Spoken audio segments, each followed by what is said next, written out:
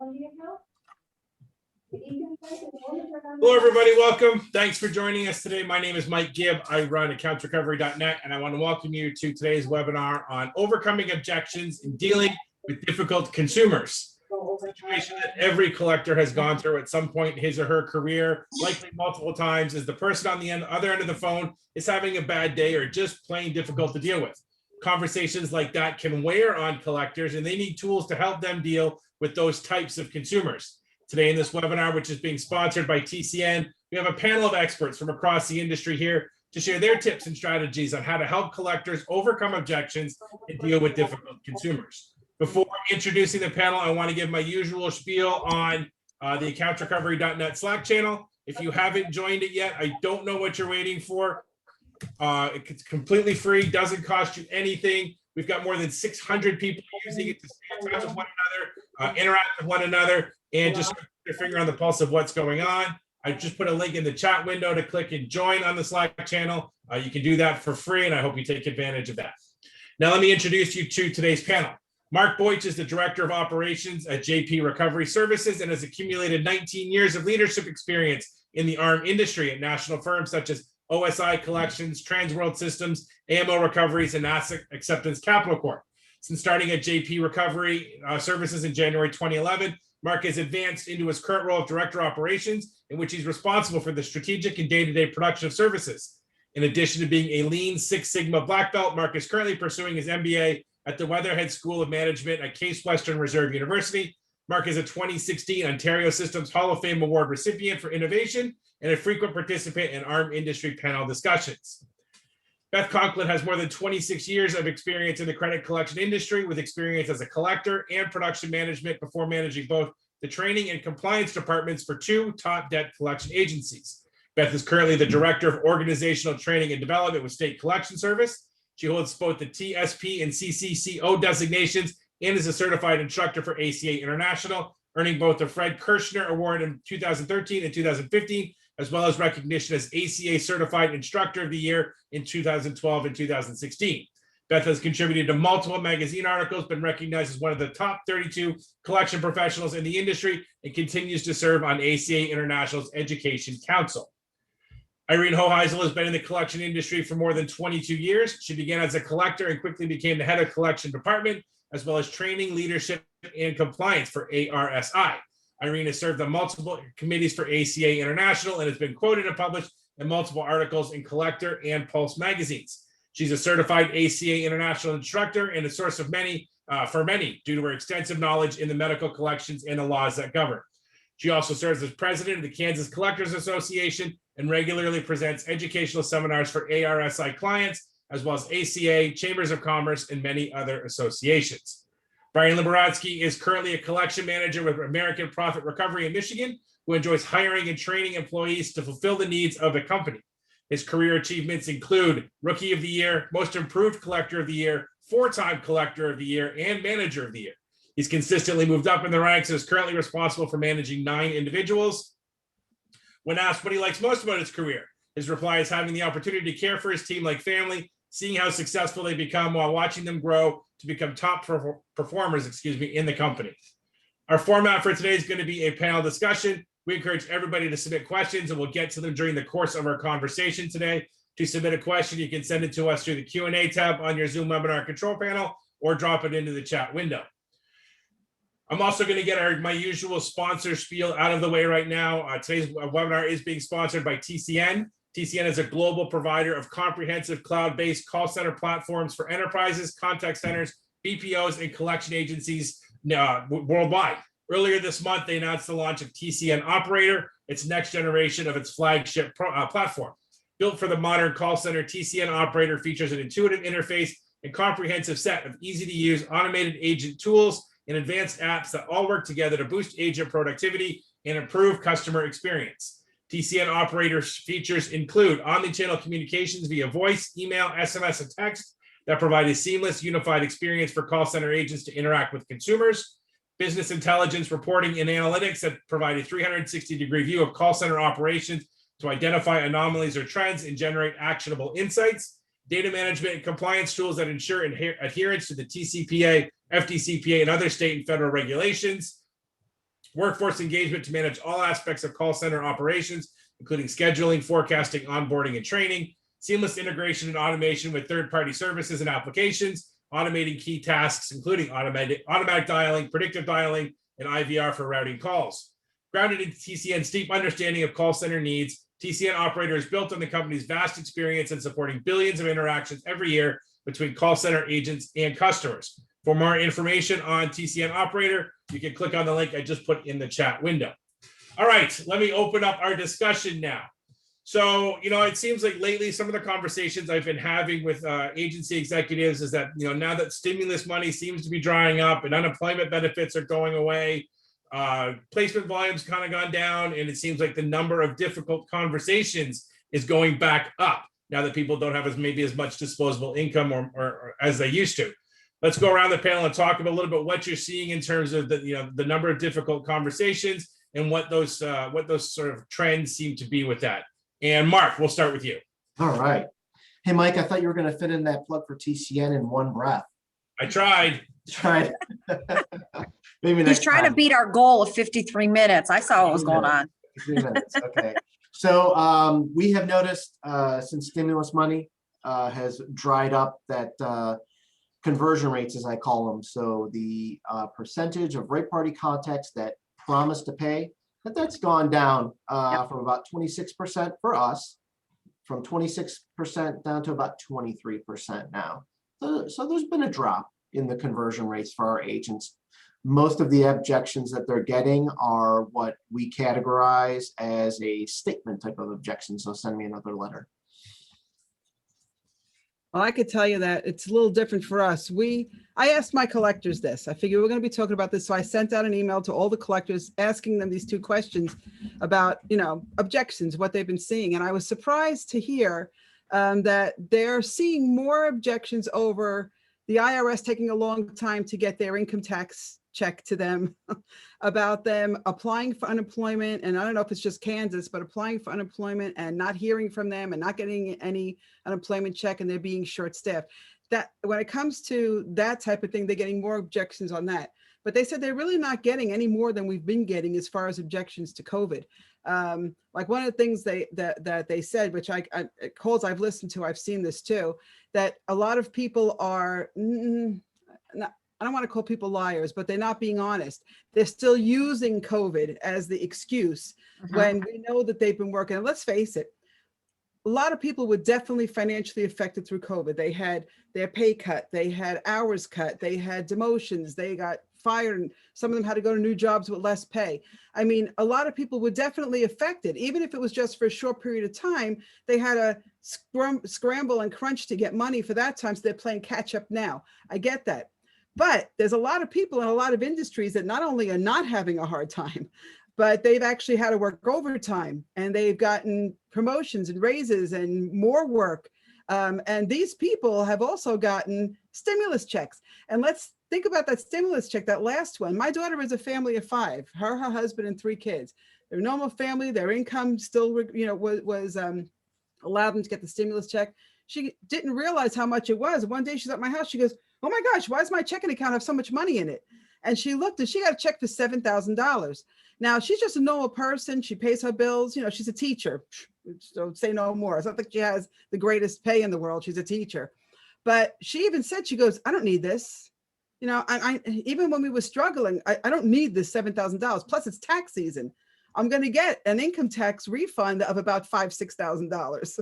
So when you think about it like that, a lot of people aren't struggling, but they're still using the excuse because they can. Yep. And in the last year and a half, we have really been very, very lenient on things because of COVID. If anybody mentions COVID related, struggling financially, or they work for a field that was COVID related, like I said, the medical profession, they've had people working overtime. They were extremely busy during COVID, but because of that, we considered those affected by COVID also, not financially, but in other ways. So we've been very lenient. We still have a list of employers and things like that that we're very lenient on, whether it's extending payments or giving smaller payment plans or starting payment plans at a later date or extending temporary payment plans. We've been forgiving payments. We've been very good at working like that, and we still are. We haven't told our staff to stop.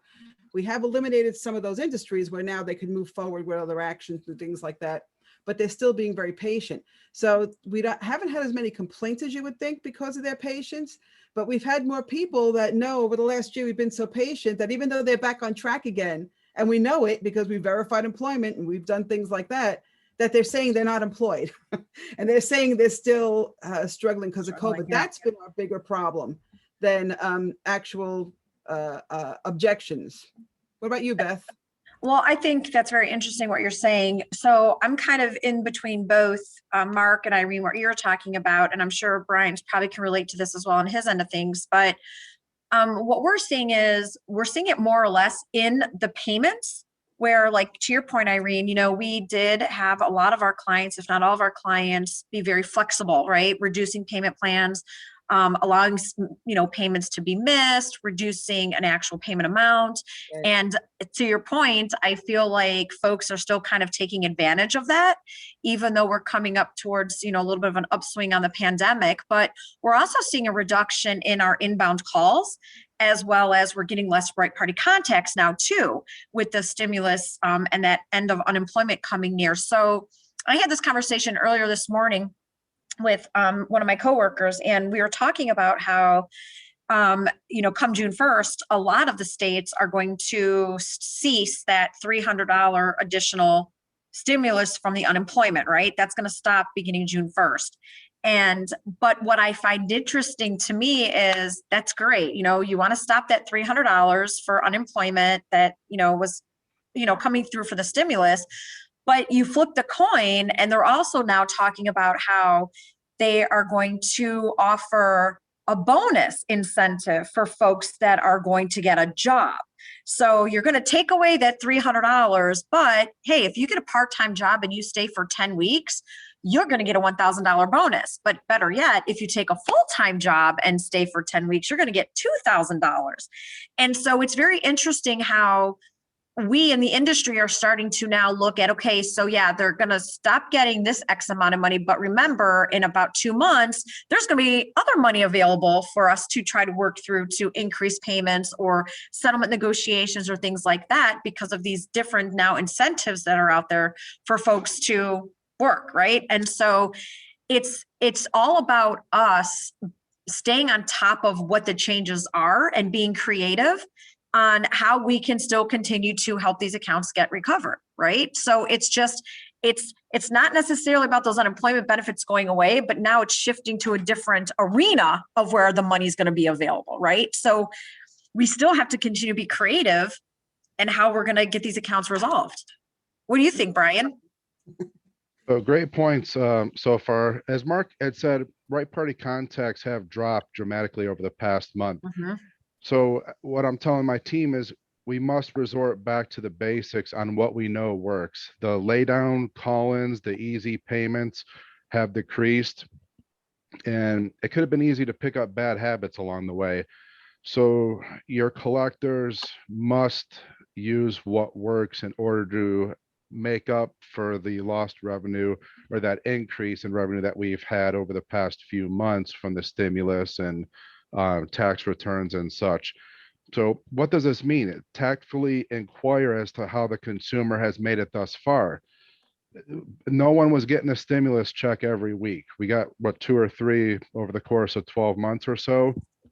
So there had to be other influences for them financially that enable them to make it this far to even have their phone active, right? So use their responses to help you determine what direction to take that call.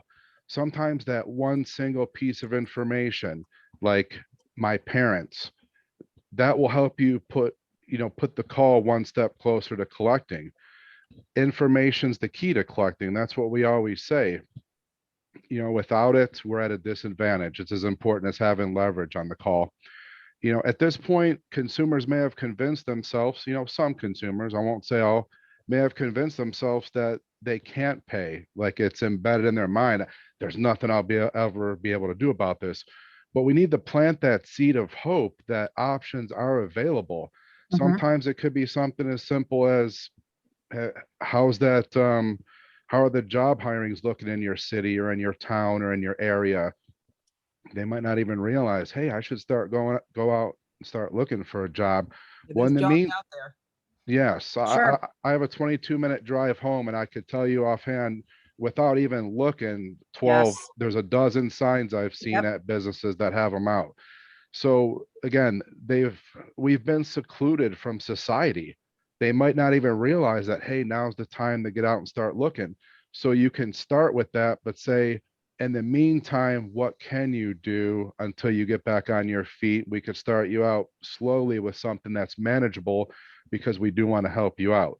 The unexpected events that take place, like the pandemic or extreme weather events like tornadoes or floods, those carry objections for as long as the consumer feels that someone will accept that as a reason and allow them more time before being contacted again. And we don't know what points do we draw the line and say, okay, no more COVID excuses or reasons for not paying. Because when you get a consumer on the phone that wants to object right off the bat, they're going to use the term, we're in the middle of middle of a pandemic. Theoretically, how do we know where the middle of the pandemic Right. is? We don't. So, acknowledge what you heard, embrace that. I understand. I'm with you as well. We're going through this, but pivot back to discussing the debt and not dwell too long on what's happening, what they've gone through, what you've gone to. There's time to build a rapport, but in that beginning of the call, you don't want to have that happen. You just want to make sure that they hear you and that they feel that you understand what they're saying. When the events are no longer a topic of discussion, like pandemic or weather related events, the usual objections will most likely return and rear their ugly heads, and we'll have to face those again. My hours been cut, I've been sick, bills are stacked up. So we'll need to handle those in the same manner as we did before the pandemic began. So that's why I said going back to the roots, going back to the basics on what we know works is the first place that you want to start going forward. The objections appear to remain the same, though. I found that putting Mhm. yourself in their frame of mind and using I feel you. I've been going through this with the rest of the country as well. That talk off and pivoting to explain what I've been doing to help others. Again, they have to know that they're not the only one out there that's going through this, but also know that they're not the only one that we're trying to help, that we've helped others. It's really great to use, that's odd that you say that, ma'am. About 10 minutes ago, I had someone I approved for a payment plan that was in pretty much the same situation that you Feel are in felt right now. found. Feel felt found. Yep. Yeah, Feel, yeah. felt, found method. Yeah. Absolutely. Brian brings up two really good points. So how we teach our agents to handle objections, but also handle emotion there are two different skill sets, but they are similar. An emotionless objection, we acknowledge what the person is stating to communicate that we are listening to them. Pause. We do that intentionally to avoid saying but or however, because nothing good ever comes after a but or Right. however. Like if I were to look at Irene and say, hey, Irene, I love your hair, but Irene knows, well, something good is not going to happen after that but. Exactly, yeah. So acknowledge what you hear, communicate that you're listening. Pause briefly to avoid saying, but, however, unfortunately, nothing good comes after that. And then Brian used the word pivot. I use the word transition. And that is a summary way of describing, tell the person what you're looking for and attempt to sell them on why they should do it with what's called a WIFM. That's handling an emotionless objection. Now what we'll see is emotion on the call. A similar skill set that we teach to our agents is to acknowledge the emotion that you hear. I can certainly tell that you're overwhelmed by what's happening. Remove isolation. Brian alluded to this earlier. You're actually not the first person with whom I've spoken today that has expressed a similar frustration. Offer to help, which Brian alluded to earlier. I think I can help you if you give me the chance. And then pivot, or again, transition. Tell them what you're looking for and attempt to sell them on why they should do it. And another critical component of handling these types of calls is gathering information. You have to gather full and complete information. This is a piece that too many agents miss out on because they think they can somehow skate through the call without having information. having that information is a critical component. Power, that's Gathering power. full and complete information. How often are you paid? I'm not working. Okay, well, help me understand, where is the household income coming from? Yep. That information is key to negotiating, key to overcoming objections. So reinforce, like as Brian mentioned, get back to the basics. Yes, you're hearing new objections, or maybe not so new because the pandemic's aged about a year now, but you're getting these objections. Get to basics, get full and complete information, and then acknowledge, pause, transition, handle the emotions, handle the objections how you were before. Mark, one of the things that we do is we gave our collectors an easy sentence, what Brian brought up also. How are you handling your everyday needs? How are you meeting your everyday needs? So we're not saying it in a rude way to ask them, Right. How are they surviving? How is their roof over their head? How are they still eating? How are they alive? So how are you meeting your everyday needs when it comes to finances? And, it's not as insulting. In the past, when we would say, other ways of phrasing that sentence, some of our collectors said, I feel kind of uncomfortable saying that. None of them were uncomfortable with how are you meeting your everyday needs. And people will come back and they'll give you information. You can't make a call unless you have the information. But sometimes on some of the calls, it doesn't matter how nice you are. We all know this. It doesn't matter how good you say something or how friendly you are or how helpful you are. A call is going to get escalated. And the thing is, when a call gets escalated, this is one thing you have to make sure all of your collectors understand, is when that call is way past their ability to be able to move on. Plus, it's really not a good business decision to have your collector, who should be on the phone, arguing with somebody, trying to re-explain. So there's a couple things we do. We tell them, if you're explaining yourself more than twice, shut up, stop it. Because either you have to find a new way to say it, or you have to give it to somebody else. Because if they didn't understand you the first time, it's kind of like somebody that doesn't speak good English. So you yell it at them slower and louder. Suddenly they understand. Right. You have to make the decision to let them know this isn't going to work. I'm not doing it. But what we tell the collector to make it easier is take the blame. Say, perhaps I'm not explaining this in a way that's easy to understand. Let me get you to somebody else who can. Instead of saying, I'm just going to give you my supervisor. Like, in other words, you're stupid. You don't know what you're saying. I'm just going to give you my supervisor. Because if they do it that way, what happens is they transfer to this poor supervisor who now has to pick up this call with an angry person. But if you say, take the blame, perhaps I'm not explaining this properly or in a way you could understand. Let me get you to somebody who may be able to help you. Now they go to that next person with a feeling like, yeah, get me to someone better than you who could help me. Right. They didn't do anything wrong, but it helps to, for the sake of resolution, it helps it better. But another thing, speaking of resolution, what we did last year is we created a new position in our company called a resolution specialist. This person, even though they're initially trained like a collector, they're only there to resolve issues. They don't ask for money. They're not a collector. Basically, when a call is getting escalated and our collector feels they can't handle it, it's gotten to the point where they could see it's getting out of control, gets them off the phone so they're able to make more phone calls. They tell them that, let me transfer you to somebody who might be able to help you with your situation. And it goes to our resolution specialist, whose main job is to resolve their issue. That's it. They're not a collector. It's to resolve their issue. It's okay if they get off the phone not collecting a dime. But what we find, because they're very good at listening, they have the time to do it. Half the time the call winds up going back to the collector when they're done, because they understand better. And they say, okay, well, I'll get you back with the collector again so you could, negotiate that payment arrangement now that you understand what's going on or whatever the situation might be. We found this to be such a great tool. I wish we would have thought of it years ago, but we found it to be such a great tool to have resolution specialists. So our collectors, at first, they don't get overwhelmed. They're not getting upset. They're not getting frustrated. They know they have someplace to send it. I feel bad sometimes for the resolution specialists because they have to deal with some nasty people, but by the end of the phone call, almost all the time, they're nice and calm and we move on. We're avoiding complaints. We're avoiding lawsuits. We're avoiding all that stuff. It's been a great solution for us. And so I'm going to piggyback off of all of my friends on the seminar today is, I like to Mark's point, I like to play dumb, right? And so when I am speaking to somebody that has these types of objections, I like to kind of acknowledge and repeat what they're saying and act like I want to make sure that I have the information correctly and accurately.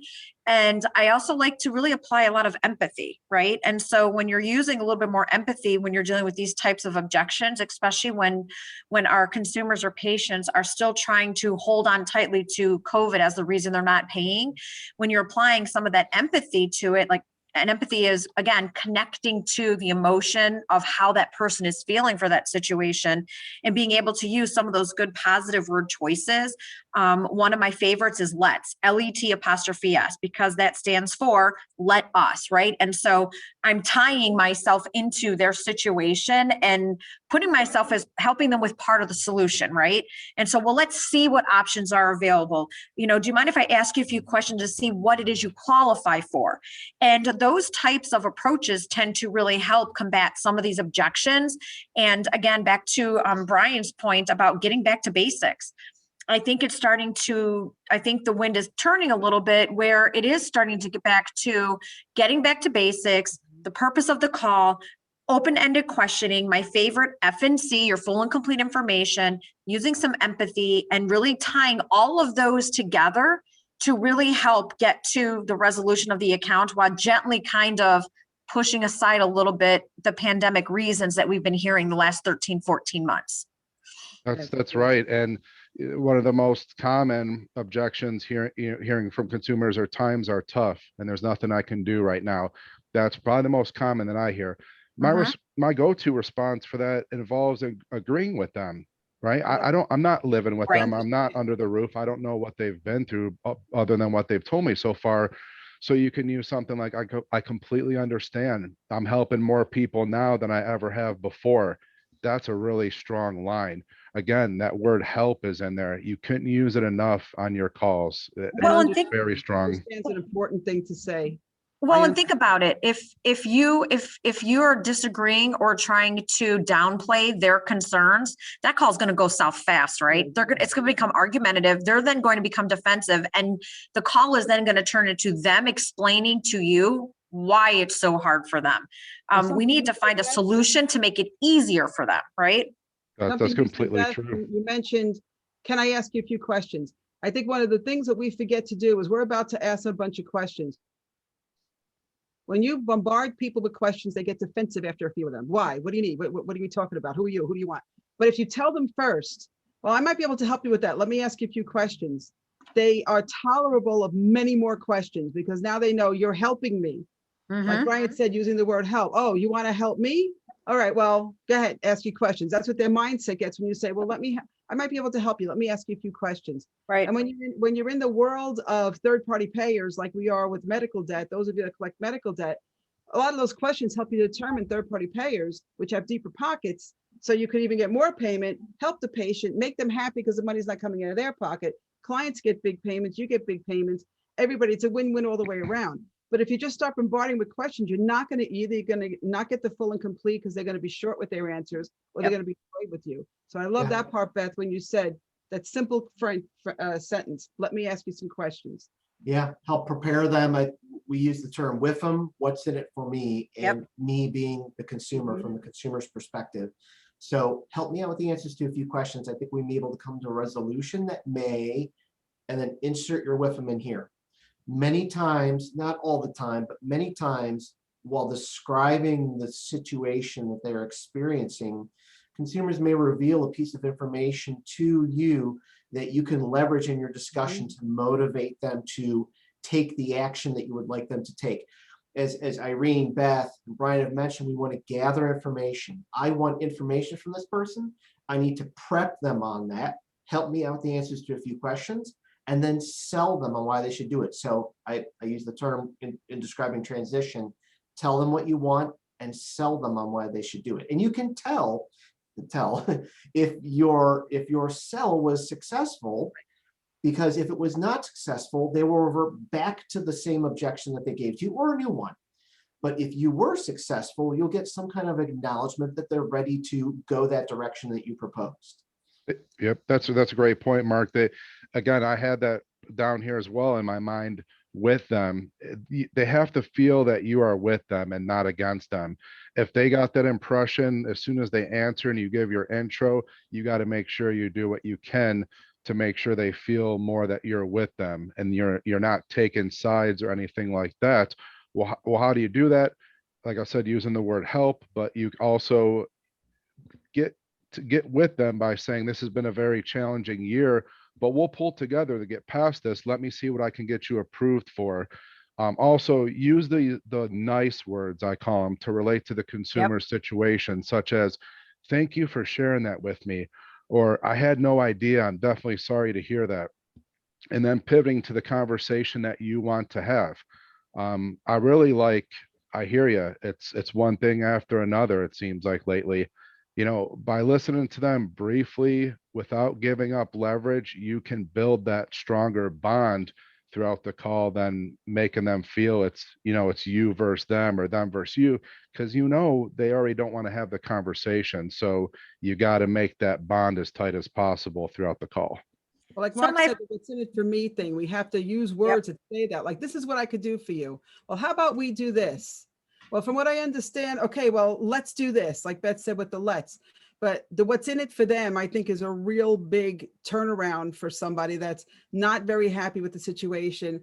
Oh, you know, hey, I understand you. I love the word understand. I understand what you're saying. You know, the feel, felt, found method. You know, I've spoken to others who feel the same way. And what I found was I feel, felt, you know, and this is what they felt. And what I found was, and you fix it. But the feel, felt, found method also works. It's kind of like what we're talking about here with gathering full and complete information, using words like I understand and help and let's and we, instead of saying I or you. I is sometimes something that they don't want to hear, but we could do this. We could work this out. There was a question in the chat that Akiva, I'm sorry if I pronounced your name wrong, but she said, I've been hearing more objections about waiting for disability benefits, or they're not able to work while they're living with someone else that takes care of all the bills for them. How do you deal with the situation? And Mark put some stuff in there that was great as an answer to that. I don't think everybody saw the question because it came to us panelists. So I want to make sure that, you know, one of the things I think that we could all give a little bit of feedback on that is, like we said before, understand the situation. And you're saying, oh, I understand that could be difficult, but I'm sure we could work something out temporarily until you get that check. You can't just say, okay, well then call me back. You want to make sure that you're letting them know, oh, I understand, but I'm sure we could work something out temporarily, you know, and we could stop any collection activity. And this way, keep in touch with me. We know what's going on. Maybe we could do a temporary plan. Then when you get your benefits, we could, you know, pay this off all at once with your back check. Because if it's Social Security and disability, they usually get some type of makeup check for the months they waited from the time they applied until they get approved. So there's going to be a nice check coming in the most part for some of them. So if you say something like that, hey, I could work with you. We got this. Don't worry about it. I understand your situation. How about we do this? Let's do X amount of money every month. Could you afford that? Or you have somebody that's helping them. Well, can they help you with that until you get that, you know, that check to stop collection activity? So giving them options of what you could do without releasing them completely from responsibility, and then give due dates. Don't say, well, call me back. If you have to leave the phone call with nothing, but they're going to call you back, get a date they're going to call you back. Very Say good to them, don't just say, well, call me back when you hear from them. Say, well, look, when did you apply? I applied 6 months ago and I still haven't gotten anything. Okay, well, I need you to give me a call back in the next 2 weeks. Let me know. Or I need you to call me back in 30 days, whatever your policy says. Like that, you're giving them the responsibility to contact you, which is really important. Because when you don't give them the contact data responsibility, you call them back later on. I'll Well, hear I didn't that. hear from you yet. Yeah, very good Right. point. Closing without a promise, another skill set. Yep. A lot of agents, they don't get that I keep saying check by phone, they're not checks by phone anymore, EFTs, credit card. They don't get that immediate gratification. They're saying inside their head, screw it, I'm done with this. No, close effectively without a promise to pay. That could potentially make your subsequent calls much easier to collect on. There's a skill set to closing without a promise to pay. And it goes beyond, oh, well, thank you very much for your time, and then click. No, man, yeah, like Irene said, you know, set deadlines, put the responsibility on the consumer to return your call. I used to say when I was a collection supervisor, I would say, get your money to work for you. I mean, in many cases, they're not going to give you a call back, and that's just the way it is. But there's that small segment of the population that will give you a call back, and that's great. But, you know, you have then on that follow-up call, when you close effectively without a promise on the previous call, you have better standing on the subsequent follow-up calls. So yeah, teaching your collectors to close effectively without a promise is really important too.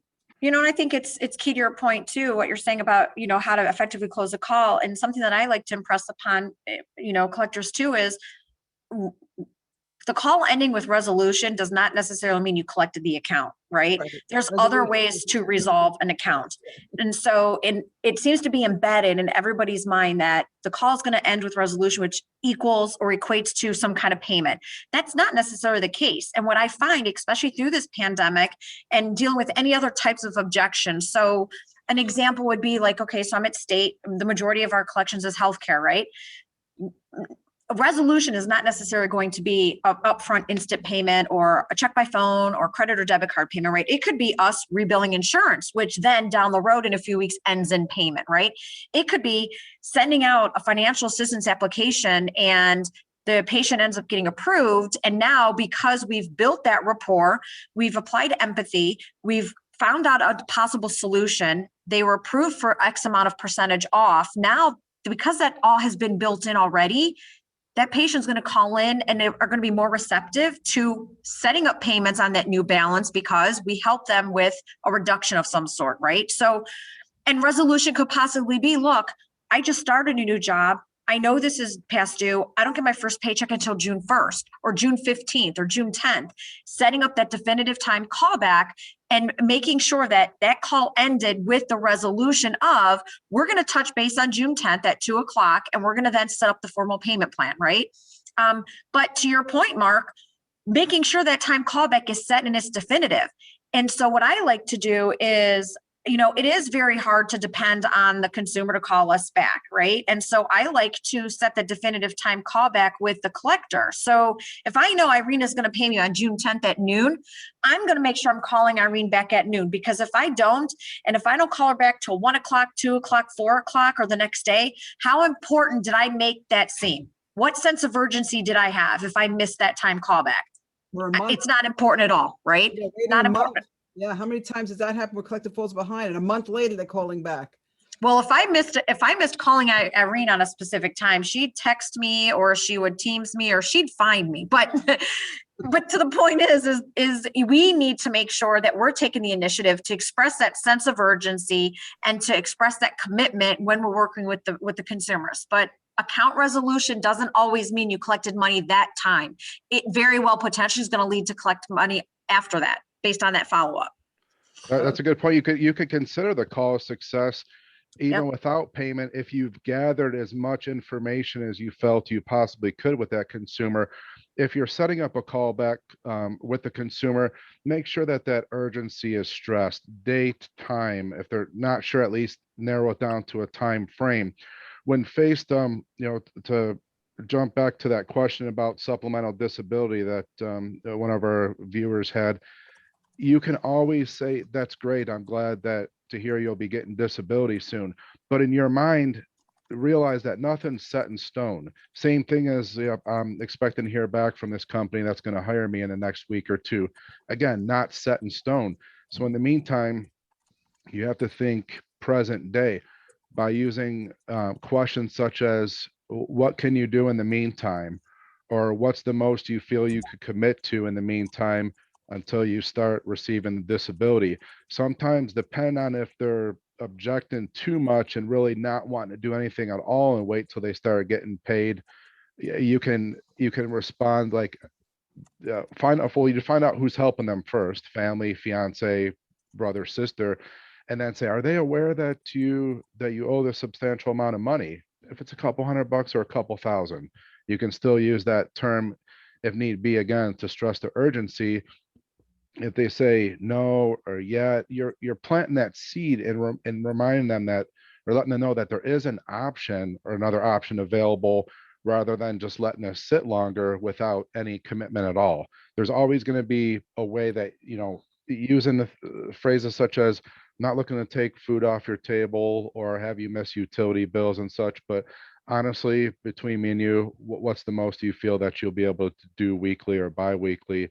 Because I do want to help you today and I do want to get you approved for something. I did want to jump back real quick to the escalation part. Irene had mentioned, I think, about having a resolution person to go to for those type of difficult calls. A few things I pay attention to on a difficult call is, can I get a word in? Is this still a productive conversation? Is the bond I built during the introduction of the call breaking apart beyond repair? If I realize that I'm in no longer control of the call, it's most likely time to transfer.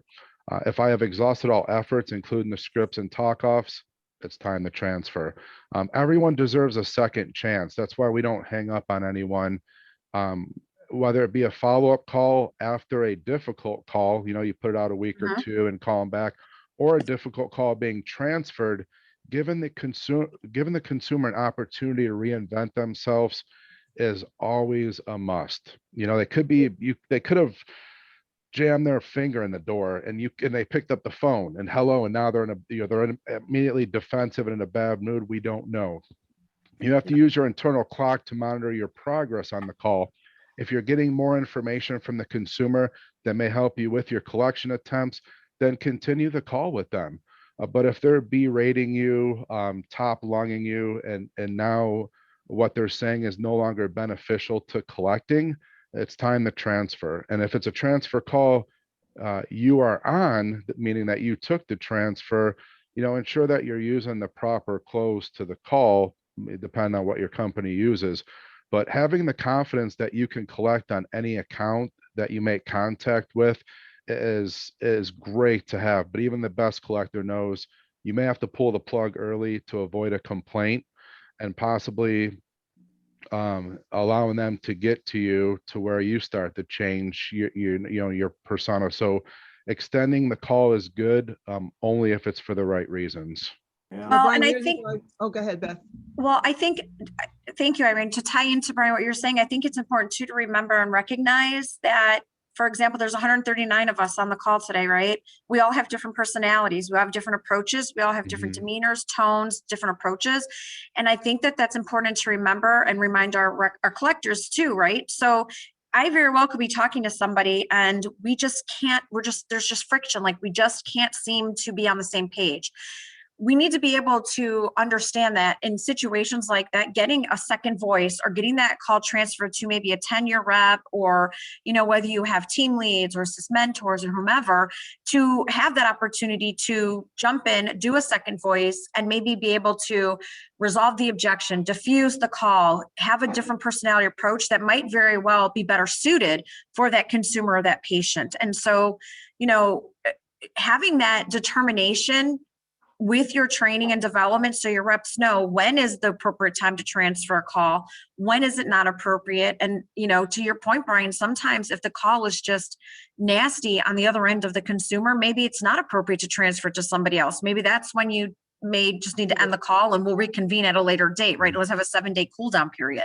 But that's critical too. With different personalities and different situations, a second voice I find is always so important when you're dealing with these types of calls and objections, for sure. Well, I'll tell you, one of the things that I found years ago, I was a collector for a very long time. And yes, I was a very good collector. So I'm going to brag about that one. Believe it.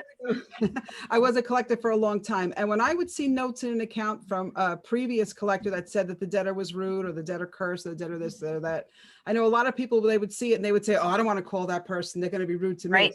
I didn't. I saw that as a challenge. To me, that was a challenge to see if I could turn that call around. So when I became a leader of the company, I went a step further.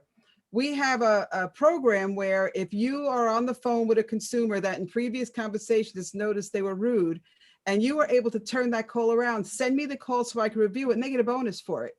So trying to instill in them the same thing, that take it as a challenge. Work on your communication skills and your people skills, and take as a challenge to turn that around. Because like you said, they might have stubbed their toe on the way to the phone. They might have been in the middle of feeding their kid, or they might have just heard their husband cheated on them, or their mother has cancer. And then you called and you got them at a really bad time.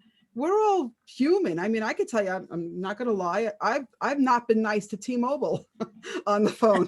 I think I'm a very nice person. So, I mean, it happens sometimes when you're so frustrated, something's happening that you just might not be nice that day. But we try to instill in our collectives, everybody has good in them. So just because they were mad at you that day or mad at the situation or gave you a hard time, doesn't mean they're not nice people. So take it as a challenge. Next time you talk to them, be prepared, because it could happen, but make sure that you're taking care of that person, not just that account. And it's amazing how many people I get, hey, Irene, I just shared a call with you. Listen, I think I did a really good job. This debtor was rude to so-and-so 2 weeks ago, but listen to my call. I love it. And then I listened to the call. I found out, yeah, this person was great on the phone. Even if the person wasn't rude from the beginning, it still was, they were great on the phone and didn't turn that call into an SD call. They get a spot bonus, $20 spot bonus from Petty Cash, and they just love it. It's a simple program to make them feel I can do this. And it could be simply that the situation changed, to your point too. It really steams my shorts when collectors prejudge an account because they've seen that somebody talked to that person 2 or 3 times and there's never been an active arrangement and the person's unemployed. Well, it could be today and it could be your voice and your approach and an arrangement that you're able to set up that consumer is now ready to pay. It could be that they just got a new job. It could be that they started getting their unemployment or their disability or anything like that. And so, to your point, you should never prejudge an account because, again, different situations, different personalities over time, it changes. I want to make a quick comment, just real quick, based off what you ladies had just mentioned about prejudging. For whatever you're using, Skype or MS Teams in your companies, for the listeners, I personally don't want to receive a chat that says, consumer is swearing or, consumer is calling me names. I know if the collector's transferring it to the management group, they're transferring it for a reason. I don't want to prejudge the consumer. I want to start clean. I don't look at the notes prior. I take the call as a new contact and work from there. The worst possible thing you could do is have your collectors putting things like very angry person. What does that do? It makes collectors not want to take the calls that they could to gain more experience so they can move up throughout the company. Usually debtor was uncooperative is the most thing we'll see in there that so they know, and that's usually we know what that means. Debtor was uncooperative usually that's perfect. Yeah, but once I know somebody's rude, I'm not gonna ignore that person. I mean, hey, they just got their way. If there is a person who's rude naturally because they want you to leave them alone, well, then they just won. And maybe it's because I'm a New Yorker, sorry, but I want to win. So I'm going to make sure that I go back. I mean, I might be exploding on the inside with what they're saying, but on the outside, I mean, sugar pours out every orifice of my body when I speak to people, and they have no idea how upset I might be on the inside. And I could say I'm very proud. There's been times even later on as a leader when the calls would be transferred to me, I still took it the same way as this is a challenge. And I would say 99 out of 100 calls over that I got in a year's time, those people would even apologize. Hey, could you tell that other lady that I spoke to before? I'm sorry, I didn't realize it. And I didn't say anything different. I might have said it in a different tone, a particular type of day. It's amazing to see how if you take that as a challenge to fix it and you get rewarded and you could share it and you get kudos for it, plus a little bonus, how fast the collectors tend to be patient. They have a whole new attitude on patience. So it works for us. It may not work for everybody, but it works for us. We are small town Kansas, so you never know, but it does work for us. How about you, Beth? Do you use any type of reward when you see something going in the right direction, if they change something around, they could turn a consumer around? Yeah, so we have, part of the pandemic, we have a VIP room, which if they're VIP, they get to wear a badge and everybody knows they're VIP. And in the room, there's like massage chairs and there's TVs and all this fun, fancy stuff they can do. But we use a lot of gamification here. And so gamification is really something that corresponds with what they're doing on the phones. It ties into their quality assurance scorecards. If they do make improvements or they're hitting different goals or KPIs or what we call instant pays and things like that, they get to it adds to their gamification. And we have like an e-store. And so they can use those incentives that they're gaining for performance to get prizes, gift cards, all that kind of stuff, all electronically and stuff like that to help reward them for their improvements and, what they're doing. And when we're looking at different KPIs and stuff like that. So, yeah, I mean, I think that's a very good motivator, is to really help people to adjust and change with those types of tools for motivation, for sure. And it becomes a habit too. We call them CIAs. You have little slips that say CIA on it, but it means caught in action. The caught in action of doing something like this, doing good. And anybody can give anybody a CIA card. So another collector can give it to another collector if they overhear a call and they think they did a good job. And then I have dollar store garbage in my office in a nice big bin where they get to come in and hand me the CIA cards. I get to say, oh, look what you did. Good job. And then they get to go pick their little dollar store piece of garbage out of and they all feel so wonderful because not only did they get Irene, Vice President of Collections, is telling me personally what a good job I did, but they get a little gift to take away. And it's not like you have to wait, like, well, no one knows what I'm doing. A collector sitting right next to you can give you a CIA card. They just got to write on it what they observed and what they heard. And I love that. a nice way. It's also a nice way to kind of like, it's not, I mean, it's only a dollar store thing, but it's kind of like compensation for their behavior instead of the money they're collecting. Mhm. So, and we all know CFPB likes that when you compensate for good Compliance. That's right. Compensate for the good. I Yeah. want to jump on this topic. I see we got probably about 9-10 minutes left here about the importance of the scripts helping to overcome a staller objection versus the collector's delivery, or really a collector's ability to think on his or her own feet. Is one more important than the other? I feel that they're equally important, the scripts and a collector thinking on their own feet. You can't have one without the other. It'd be like leaving your home in the morning with only one shoe on. It ain't gonna feel right. You're not gonna get far. Same with the call. Scripts are great. They guide us throughout the call, but they don't really prompt us to think on our own. When you listen to your more successful collectors, you hear things that you may not even train them on in the beginning that they're starting to learn and think on their own. That's something I feel is triggered by something a consumer says or does while on the call, that they come up with a good valid response. The more talk offs you have, obviously the better, and the more you repeat them, the better, to a point, right? If they want to settle, or they're asking for reduced balance. At times, consumers may only hear what they want to. So if you're looking to isolate an objection, such as asking why they don't feel comfortable giving the bank information, be sure that they understand what you're saying and what you're trying to do by asking them if they understand after you explain yourself. I know it's kind of a tongue twister there, but it's really important. You always have time to think on your own to determine what your next move will be if you are in control of the call, which is another good point. We don't give our agents, scripts are very rigid structures that agents have to, when you hand them to them, they have to follow those.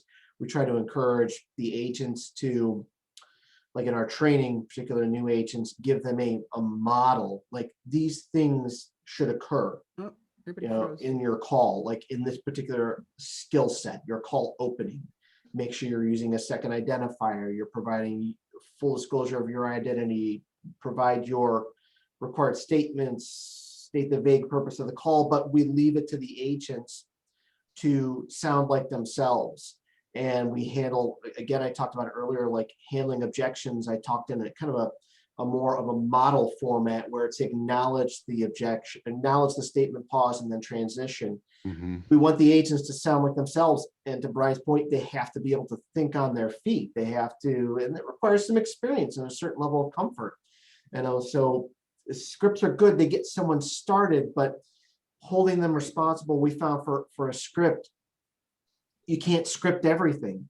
So you have to kind of give them, that's why we give them a structure to follow. Yeah.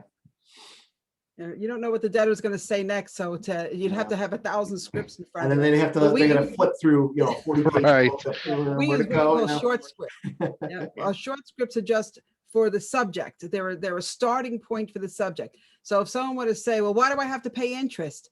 We have a starting point. Well, our client's allowed to charge interest at the Kansas statutory rate of 10%. So they know they could start with that and then from there, see if it goes on. Why do I have to pay this? I didn't take the kid to the doctor, my wife did. Well, as a parent to this child, you are also responsible for payment of the, so we'll have different starter scripts. After that, it's got to be their knowledge. Yeah, we have tip sheets, what we call tip sheets here, that break out the scripting kind of like that. But in my previous life, we had color coded flip cards and they were on a ring and they were laminated and they knew where to flip and where to go to get to help with those different types of stalls, objections, complaints, disputes, all that good stuff. As far as a script, when the call is first started and what to say, the only script we have is the call recording disclosure and the mini Miranda. Besides that, it's instruction. You have to verify who you Yeah. have. You have to verify who you are. You have to tell them why you're calling. You have to give them it's not, you have to say it like this. We of course give training instruction on what not to say, but what we tell them is once you get past the legal mumbo jumbo part of that to make FDCPA compliant, it's just a conversation between two people. That's really all it is. It's a conversation between two people. Have that conversation and you'll see the person doesn't want to hear somebody reading from a script. And I don't know about you, but I'm a person who can never train reading from a script. I do a lot of training with Beth and with everybody else. I never have a script. I have bullet points to remind me of topics, but never a script. If I tried to read from a script, I bore people to death, and I would stutter over my words. And so I don't want my collector doing that. I'd rather them have the knowledge to be able to do this. Yeah, you can tell. I mean, the point that we emphasize to our trainees, have you ever called into someplace where you could tell the person was reading from a script? And when that happened, what was your first impression? So that's why we emphasize, all right, so yes, here's the model. And then we will hand to them a script that says, now here's how this sounds, because perhaps the model could be a bit too vague for someone, but Right. Here's how these steps sound. But we always emphasize when we hand that script to them, now I want you to take this and make it sound like you. Yes. And Irene's point is it should sound like a conversation. I, as a consumer, when I speak with someone who sounds like a human being, am more inclined to engage with them in a discussion. A couple of things that's great points, Mark, is I tell the collectors that the sooner you memorize the scripts, the better off you're going to be. You don't want to have a consumer hear you shuffling through the pages and I know you're reading from a script. It throws your focus off and what have you. So a couple things that I feel are really important are role playing, and I role play with collectors that have been on the floor for 4 or 5 years. There's always new objections that might arise or new situations, like right now with what we have with the letter vendor stuff that we're going to have to figure out how to handle. So role playing and also reviewing, if you guys are recording your calls, great. If not, it's a great learning tool also for new hires and a great training tool throughout a collector's career, because you can stop the recording and say, this is what you'd want to say at this point. Use this talk off instead. Yeah. Like really great to have. Well, and sometimes with our collectors, especially the ones that have been around for a while, they're in the trenches all day, every day, right? And they tend to get into a rut, or they tend to forget some of those nice tips and tricks that they learned a while ago. So if we want to circle back to the very beginning of the seminar an hour ago, Brian, getting back to basics, right? Sometimes it's great to have those calibrations and those call reviews, even with your most tenured reps, to help them stay back to basics and use what we know works. Yeah, it sounds kind of funny. You get your gas and your coffee from the same places, every week, but that's what a senior collector is, just has that almost that tunnel vision at that point that doesn't realize there's other things that are available, other tools they can have in their toolbox. So we're like, hey, well, what if I tried coffee from this other place one day? I see it's just right around the corner from where I normally get. You never know, what can happen. All right, Brian, you were talking about role play, a structured role play, just an example to give people that we use, and it seems to work really well. We will go through 3 stages in our role play with a new hire.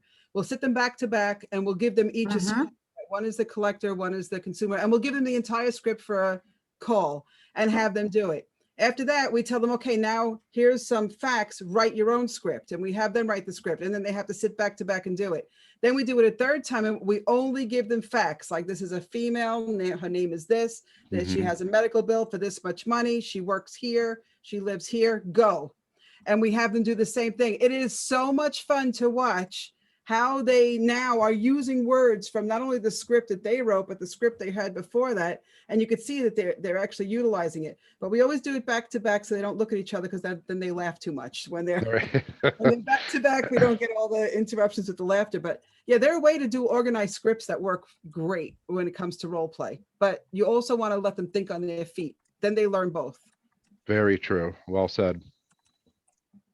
Hey, I think we broke the record did. I was Top of the just, hour. I was about to say, this is the longest that any group has ever gone without me having to intervene at all. So, Yes, we did it. Yes. like anybody who was watching and listening needed more evidence or more proof that this was such a great discussion.